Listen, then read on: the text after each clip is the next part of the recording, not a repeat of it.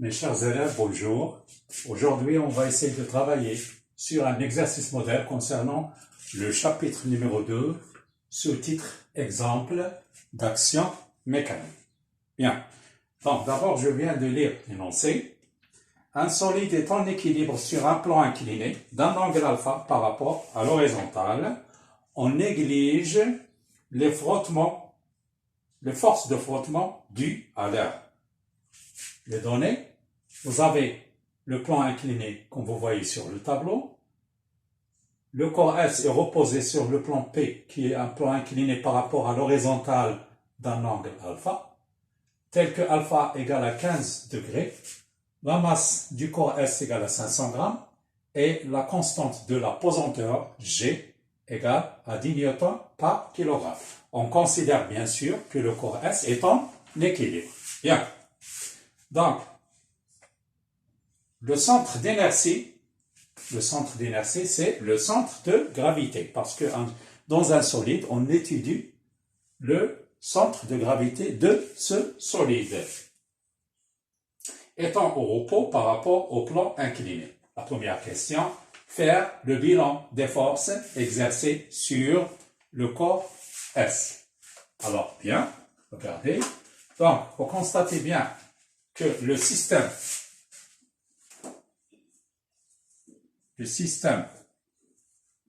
étudié, donc on commence à déclarer le système étudié,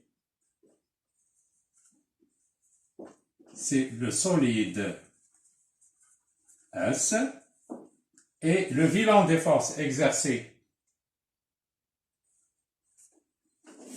sur ce solide S, d'abord c'est son poids, P, et la réaction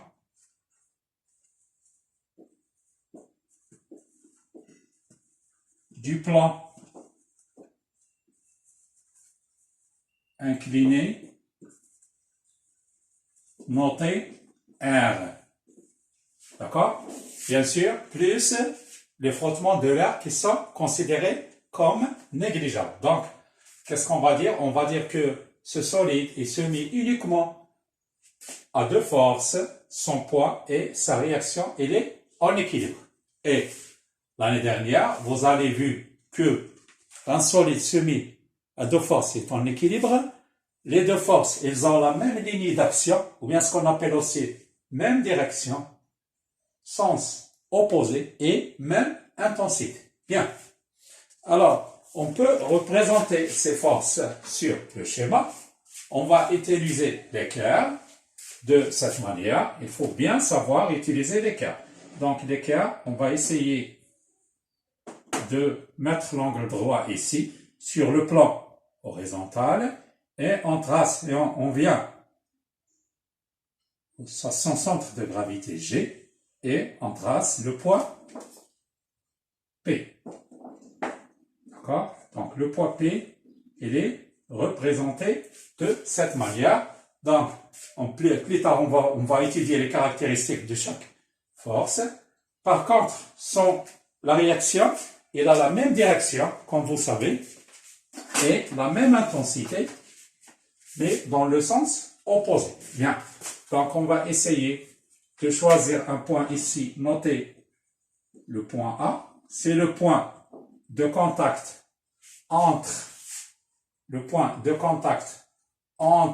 le solide S et le plan incliné, de la manière que la réaction R est là, le même module, la même direction et de sens opposé. Donc, par exemple, on va essayer de mesurer, c'est 1,1. De la même manière, on va prendre 1,1, mais il va être orienté dans le sens opposé de P. Voilà. Donc ça, c'est la réaction R. Je pense que les choses sont claires. Alors après, il nous a demandé de donner les caractéristiques de ces forces. On commence d'abord à donner le caractéristique du poids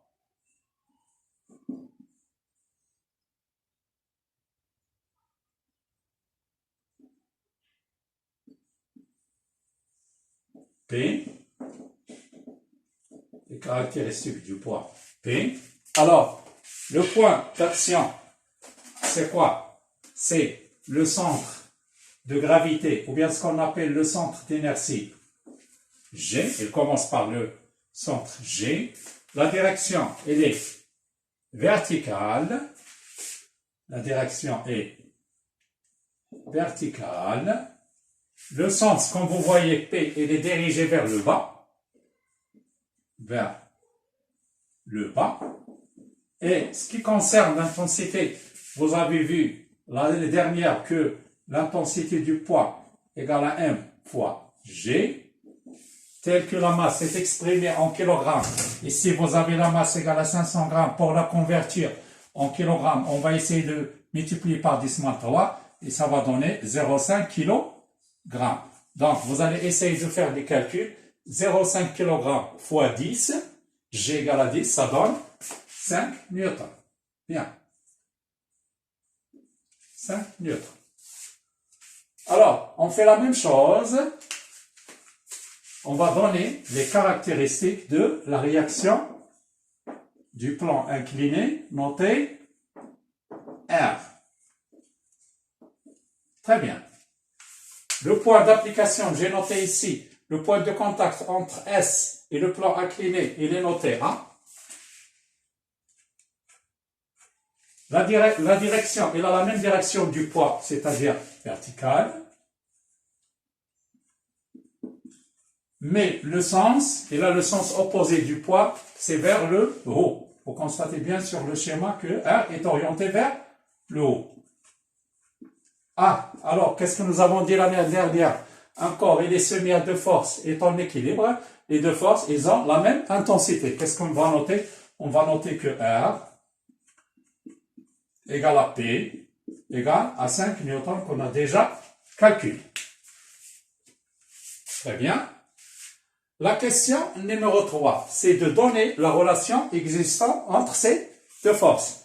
Donc, comme nous avons dit que le corps et les semis à deux forces sont en équilibre, donc ça veut dire vectoriellement que le vecteur P plus le vecteur R égale au vecteur Z. Bien. On va voir ça en détail dans la leçon qu'on va voir plus tard. Et on va essayer de voir ça en détail, bien sûr. Après, la question 5, c'est de projeter cette relation sur le système d'axe OX, OY. Donc, on va essayer de faire une projection. On va toujours retourner au schéma qu'on a tout à l'heure. Et on va essayer d'abord de représenter, on va essayer de représenter d'abord les axes OX, OY. Donc, il faut faire très attention concernant la projection. Donc, OX se trouve sur le plan incliné, comme ça. Il est orienté vers le haut. Ça, c'est l'axe OX. Bien. C'est l'axe OX. Et l'axe OY, c'est la perpendiculaire. Ici. Avec OX, et sera orienté vers le haut. Très bien. Donc celui-là, il est noté OY. Bien. Ça, c'est l'axe OY. On va essayer de prolonger un petit peu les deux axes. Voilà. Et de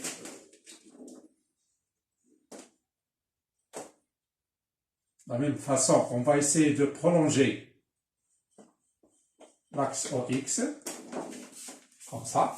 Donc, je pense que les choses sont claires. Et mathématiquement, on peut montrer que l'angle existant entre l'axe OY et le poids P, c'est alpha. On peut montrer ça mathématiquement. C'est l'angle alpha. Très bien. Alors, regardez sur le tableau toujours. Alors, maintenant, on va essayer de faire la projection du poids sur OX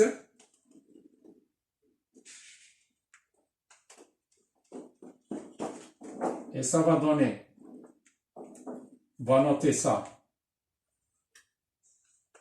PX, et la projection de P sur OY, elle est notée PY. Donc, comme vous voyez ici, que le poids a deux projections. La projection sur OX, c'est PX, et sur l'axe OY, c'est PY. Et de la même manière, on fait la projection de A sur l'axe des X. Regardez bien, on va essayer de projeter la fin de la flèche de A. Elle est notée soit RT, ou bien on peut la noter souvent, c'est petit f, ce qu'on appelle la force de frottement. D'accord? C'est petit f, ou bien on peut la noter aussi RT, ce qu'on appelle la réaction tangentielle. On peut la noter de deux manières différentes. Et de la même façon, ici, on peut faire la projection de R sur OY et on peut avoir ici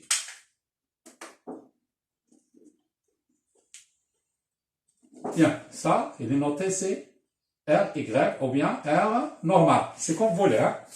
Soit qu'on va la noter R Y ou bien R N.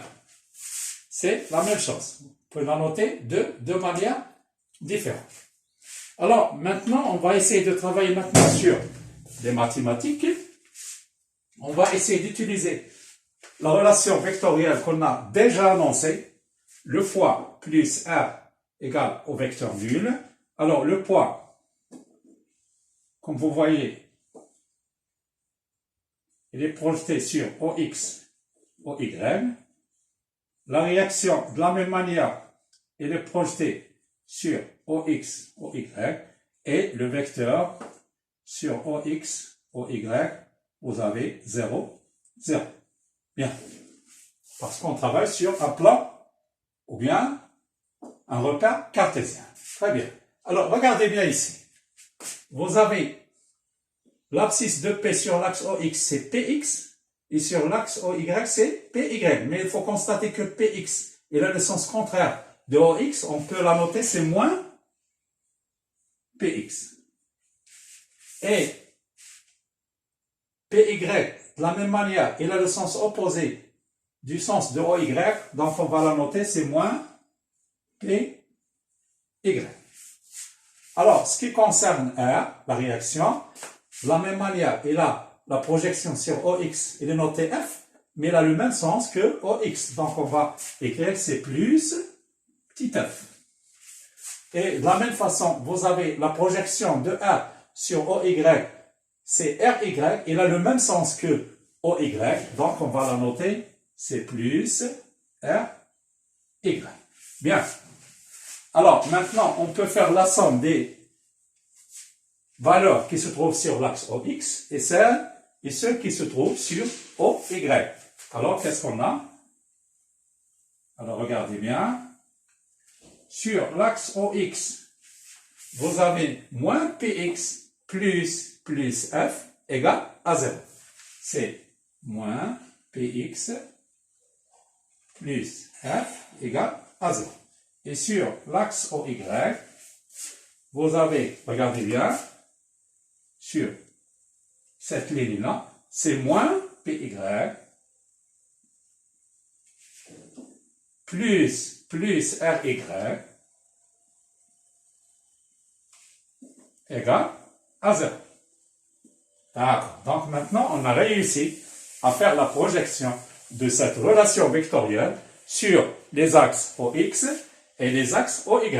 Mais, qu'est-ce qu'on doit faire maintenant? On va essayer de donner l'expression de Px en fonction de P et l'angle alpha. Et de la même façon, on va essayer d'écrire que Py en fonction de P et l'angle alpha. Alors, regardez bien. Donc, je vais essayer de transmettre ce schéma qui contient P, Px et Py dans un autre pot. Regardez bien. Donc, vous avez P. Comme ça. Ça, c'est P, c'est le poids. D'accord? Regardez bien. Vous avez le poids qui est vertical. Et vous avez, de la même façon,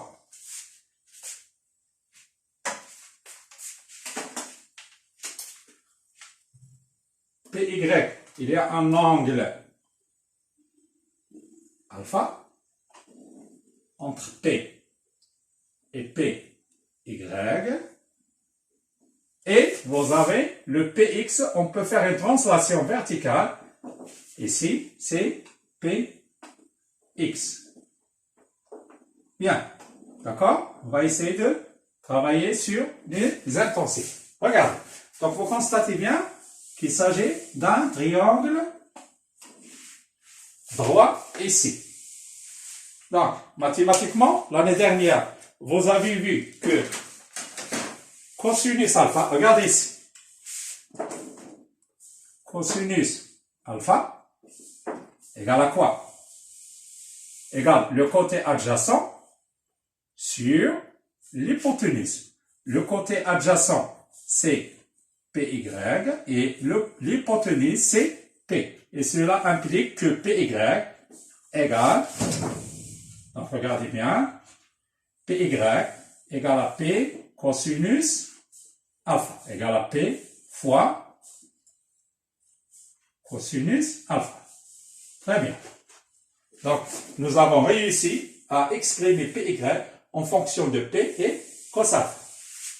Et de la même façon, vous avez sinus alpha égale le côté opposé divisé par l'hypoténuse. Donc, sinus alpha égale le côté opposé qui est Px divisé par l'hypoténuse, c'est P. Donc, ça va donner, on va essayer de multiplier P par sinus. Ça donne que Px égale à P multiplié par sinus alpha. Regardez bien. Ah, donc finalement, j'ai réussi de donner les deux expressions de Px et Py. Donc, je vais essayer de remplacer ces deux expressions dans la relation que j'ai trouvée tout à l'heure concernant la projection sur l'axe OX et OY, et j'aboutis à la relation suivante. Regardez bien.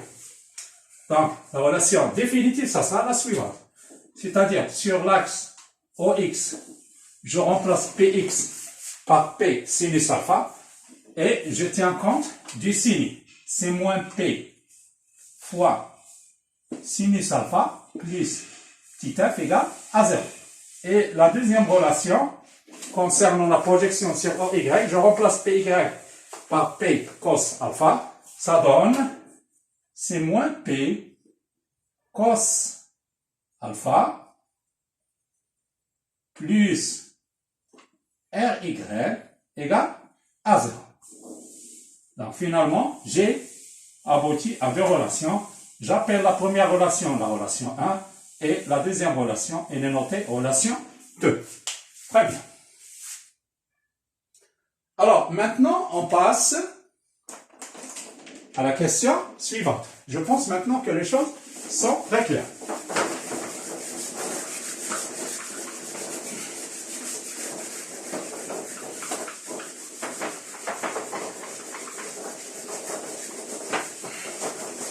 Bien.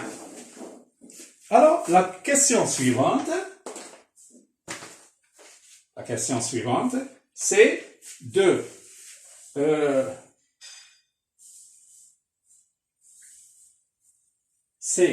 calculer les valeurs de la projection de R, F et RY. Donc, la question numéro 5, calcul de l'intensité de F et de RY qui est noté aussi R1. Donc, je pense que les choses sont simples maintenant. vous avez des relations. Donc, d'après la relation 1 que vous avez ici, hein, regardez bien.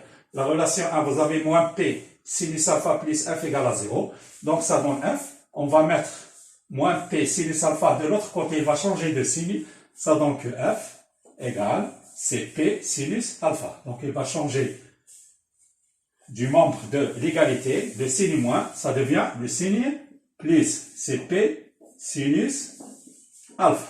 Très bien. Donc, j'ai réussi de donner la formule. Donc, maintenant, je passe à l'application numérique. Je vais essayer de remplacer P, c'est déjà donné, c'est 5 newtons. Et alpha égale à 15 degrés, sinus 15 degrés. J'utilise la calculatrice et je tombe sur une valeur de F égale à 1,29 newton. 1,29 newton. Bien. Alors, maintenant, de la même façon, je calcule la valeur de RY. Regardez ici, la deuxième relation, la projection sur OY, ça donne moins P cos alpha plus RY égale à 0. Je vais mettre moins P cos alpha de l'autre côté, va devenir P cos alpha. Et ça va donner que RY égale à P cosinus alpha. Bien. Donc, RY égale à P cosinus alpha. Donc, finalement, je passe à l'application numérique. Je remplace P par 5 newtons et cos alpha, c'est cos 15 degrés. Donc, après calcul, je tombe sur la valeur suivante. Ça donne 4,83 newtons. 4,83 newtons. Bien. Donc, maintenant, on passe à la dernière question. C'est de calculer, sixièmement, calcul du coefficient de frottement.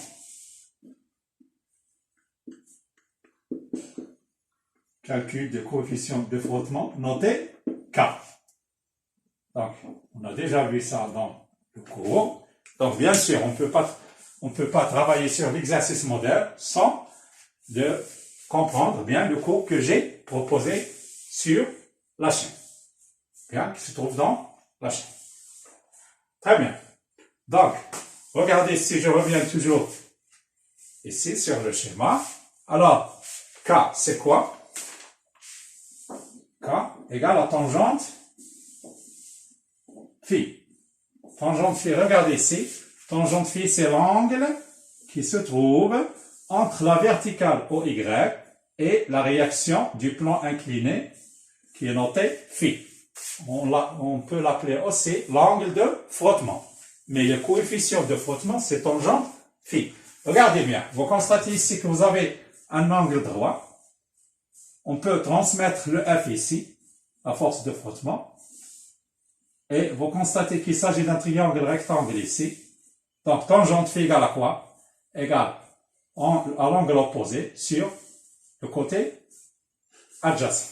Donc, c'est F sur RY. Donc, tangente phi égale à F divisé par RY, ou bien il est noté aussi R. Donc, très bien.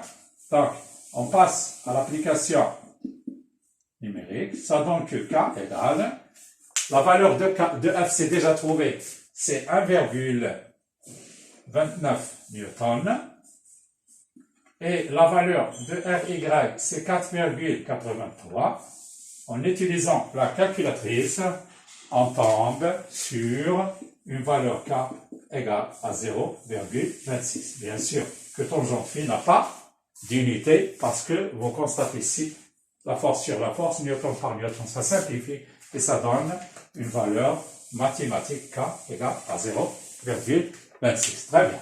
Donc, je pense qu'on est arrivé à la fin de cet exercice modèle et j'espère que vous avez une idée quand même sur la leçon du chapitre 2 concernant les exemples d'action mécanique qu'on va voir plus tard avec plus de détails. Comme d'habitude, je vous souhaite une très bonne journée et à bientôt jusqu'à la séance prochaine. Merci beaucoup.